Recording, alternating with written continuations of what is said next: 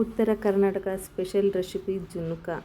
ಅನ್ನಕ್ಕೂ ಸೈ, ರೊಟ್ಟಿಗೂ ಸೈ, ಚಪಾತಿಗೂ ಸೈ. ಬೇಕಾಗುವ ಸಾಮಗ್ರಿಗಳು: ಈರುಳ್ಳಿ, ಟೊಮೆಟೊ, ಕೊಬ್ಬರಿ, ಕರಿಬೇವು ಸೊಪ್ಪು, ಕೊತ್ತಂಬರಿ ಸೊಪ್ಪು, ಹಸಿಮೆಣಸಿನಕಾಯಿ ಪೇಸ್ಟ್, ಉಪ್ಪು, ಅರಿಶಿನ, ಸಾಸಿವೆ, ಜೀರಿಗೆ, ಕಡಲೆಬೇಳೆ ಹಿಟ್ಟು ಅಥವಾ ಜುನ್ಕದ ಹಿಟ್ಟು. ಮಾಡುವ ವಿಧಾನ: ಕೊಬ್ಬರಿ ಮತ್ತು ಜೀರಿಗೆಯನ್ನು ತೆಗೆದುಕೊಂಡು ಒಂದು ಕಲ್ಬತ್ತಲ್ಲಿ ಹಾಕಿ ಜಜ್ಜಿಕೊಳ್ಳೋಣ. ಜಜ್ಜಿಕೊಂಡಿದ್ದ ತುಂಬ ರುಚಿಯಾಗಿರುತ್ತದೆ, ಘಮ ಘಮ ವಾಸ ಬರುತ್ತದೆ.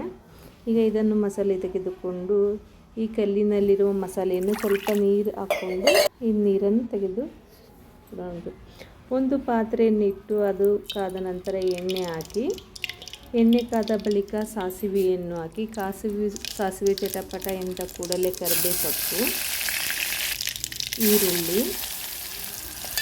ಸ್ವಲ್ಪ ಉಳಿಸ್ಕೊಳ್ಳಿ.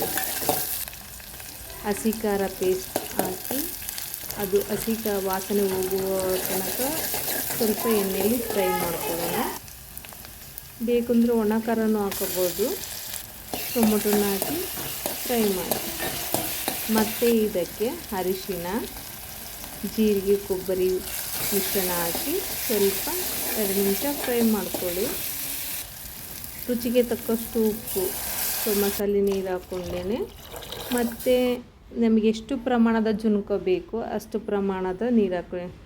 ಹೇಳ್ತಾ ಇದ್ದೀನಿ, ಯಾವಾಗಲೂ ಹೇಳೋ ಹಾಗೆ ನಾನು ನಮ್ಮ ಮನೇಲಿ 6 ಜನ ಇದ್ದೀವಿ, 6 ಜನಕ್ಕೆ ಆಗೋಷ್ಟು ಜುನ್ಕ ಮಾಡ್ತಾಯಿದ್ದೀನಿ. ಅನ್ನಕ್ಕೆ ಮತ್ತು ಚಪಾತಿಗೆ ಆಗೋವಷ್ಟು. ನೀವು ನಿಮ್ಮ ಮನೇಲಿ ಎಷ್ಟು ಜನ ಇರ್ತೀರ ಆ ಪ್ರಮಾಣದಲ್ಲಿ ಮಾಡ್ಕೊಳ್ಳಿ. ಈ ಥರ ಚಮಚ ತೊಗೋಬೇಕು ಜುನ್ಕ ಮಾಡಬೇಕಾದ್ರೆ, ಯಾಕೆಂದರೆ ಅದು ಹಿಟ್ಟು ಹಾಕುವಾಗ ಗಂಟಾಗುತ್ತಲ್ಲ, ಅದು ಹೊಡಿಬಾರ್ದು. ಕೊತ್ತಂಬರಿ ಹಾಕ್ಕೊಂಡಿನಿ.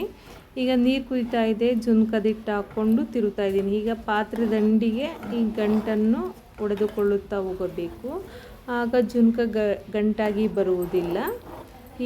ಈ ರೀತಿ ಮಾಡಿದರೆ ತುಂಬ ರುಚಿಯಾಗಿ ಬರ್ತದೆ. ನೋಡಿರಿ, ಗಂಟಿದೆವಲ್ಲ, ಪಾತ್ರೆ ದಂಡಿಗೆ ತೊಗೊಂಡು ಈ ಥರ ಹೊಡ್ಕೊತ ಹೋಗಬೇಕು. ಇದು ಅನ್ನದ ಜೊತೆಗೆ, ಚಪಾತಿ ಜೊತೆ, ರೊಟ್ಟಿ ಜೊತೆ, ಮುದ್ದೆಗೂ ಸಹ ಊಟ ಮಾಡ್ಬೋದು. ತುಂಬ ರುಚಿಯಾಗುತ್ತೆ. ಉತ್ತರ ಕರ್ನಾಟಕ ಸ್ಪೆಷಲ್.